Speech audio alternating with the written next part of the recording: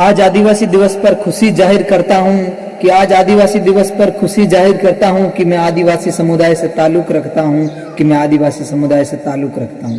मुझे मेरी संस्कृति सभ्यता से प्यार है कि जीवन बीता गरीबी में हमें कोई गम नहीं, कि जीवन बीता गरीबी में हमें कोई गम नहीं, बचा पाए संस्कारों को जो किसी दौलत से कम नहीं, जो किसी दौलत से कम नहीं।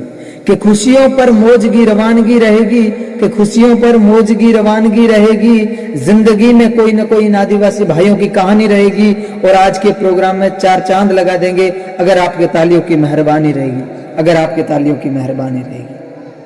सर, मुझे अपने समाज में पहली बार स्टेज पर विचार रखने का सौभाग्य प्राप्त हुआ है। मैं आप सभी का शुक्रिया अदा करना चाहूंगा जिन्होंने इतने विशाल प्रोग्राम में मुझे स्टेज पर विचार रखने का अवसर प्रदान किया है। सर, मैं बिना किसी समय को वेस्ट किए हुए आगे चलूंगा कि उसकी आवाज में इनकलाब नहीं था, कि उसकी आवाज में इनकलाब नहीं था, वो जो मांग रहा था वो सवाब नहीं था, मांग रहा था वो जहर जिसका वो आदी था, खामोश सुन रहे थे बस वही फरियादी था, बस वही फरियादी था।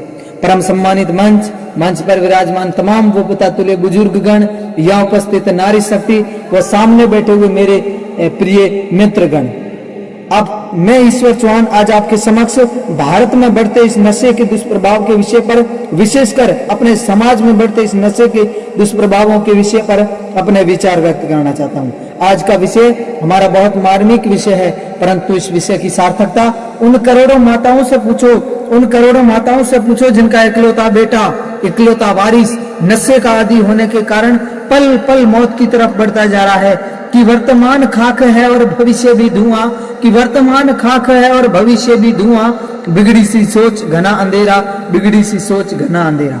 ना कोई उम्मीद ना कोई आशा, हर तरफ बस निराशा ही निराशा। अरे यही तो है नशे की परिभाषा, यही है नशे की परिभाषा। मेरी मातृभूमि भारत जिसने सदैव अपनी कोख से सदैव वसुदेव कुटुंबकम जैसे विचारों को जन्म दिया, ये सिद्ध कर दिया कि भारत एक मन बसंत राष्ट्र है। मेरी मातृभूमि भारत जिसकी सादगी और समृद्धि की गूंज शिकागो से लेकर टोक्यो ओलंपिक तक सुनाई पड़ती है। मेरी मातृभूमि भारत जहां राणा पूंजा, खाजा नायक, टांटे मामा, भीमा नायक, संथाली बाई जैसे महान पुरुषों ने जन्म लिया, आज उसी मातृभूमि के युवा तीव्र गति से नशे की चपेट में फंसते जा रहे हैं। देवों की भूमि कहे जाने वाला राजस्थान भी आज तीव्र गति से इसकी जाल में फंसता जा रहा है और इसके पुख्ता सबूत आज भी अखबारों में पढ़ने को सुनने को मिलते हैं। नशा एक ऐसी समस्या है जिसका एक वक्त के साथ ही साथ पूरा परिवार नष्ट हो जाता है। यदि परिवार नष्ट होगा तो समाज नष्ट होगा, यदि परिवार नष्ट होगा तो समाज नष्ट होगा, यदि समाज नष्ट होगा तो अखंड भारत को छिन्न भिन्न होने में ज्यादा समय नहीं लगेगा। कि नशा जो करता है इंसान उसका कभी ना होता है कल्याण, कि नशा जो करता है इंसान उसका कभी ना होता है कल्याण। नशे की लत जो जारी है यही सबसे बड़ी बीमारी है, कि नशे की लत जो जारी है यही सबसे बड़ी बीमारी है। कि मेले लगते हैं शमशानों में, आज उसकी तो कल अपनी बारी है, आज उसकी तो कल अपनी बारी है। नशा न केवल हमारे समाज को खोखला करता जा रहा है, अपितु हमारी सभ्यताओं व संस्कृतियों को मिटा देने वाला है।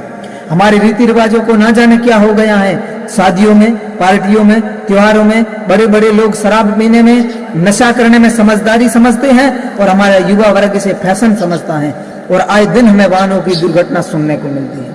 ये इस नशे के परिणाम है। एक बहन अपना भाई, एक माँ अपना बुढ़ापे का सहारा खो देती है, एक पत्नी अपना सुहाग खो बैठती है। मैं आप सबसे पूछना चाहता हूँ कि कौन थे वो लोग जिन्होंने इस नशे को बनाया। मैं आप सबसे ये पूछना चाहता हूँ कि कौन थे वो लोग जो जिन्होंने ये इस देह को जला देने वाला ये तुजाब बनाया। शायद आज हम में से किसी के पास इसका जवाब नहीं होगा। डॉक्टर एपीजे अब्दुल कलाम कहा करते थे कि किसी भी देश की तरक्की और तबाही दोनों युवाओं के हाथ में होती है। युवा चाहे तो देश को नए आयाम तक ले जा सकते हैं, तो फिर देर किस बात की। हिंदुस्तान तो है युवाओं का देश, तो आओ आज करते हैं जंग का ऐलान करते हैं। जंग अपने मन मस्तिष्क के खिलाफ जो हमें नशे की तरफ आकर्षित करता है, जंग उन लोगों के खिलाफ जो नशे का प्रचार कर रहे हैं। तभी तो होगा एक आत्मनिर्भर भारत का निर्माण, तभी तो होगा एक अखंड और नशा मुक्त भारत का निर्माण। इसलिए आज समाज के हर वर्ग, हर परिवार को जिम्मेदारी सुनिश्चित करनी पड़ेगी। क्या सरकार ही सब कुछ करेगी ये सोचकर हम सक्रिय नहीं हो सकते? तो आज हम सभी को ये ठान लेना होगा, ये प्रण लेना होगा, ये संकल्प लेना होगा कि हम इस नशे को अपने देश के भविष्य के साथ खिलवाड़ नहीं करेंगे और भारत के उज्जवल भविष्य की कामना करेंगे।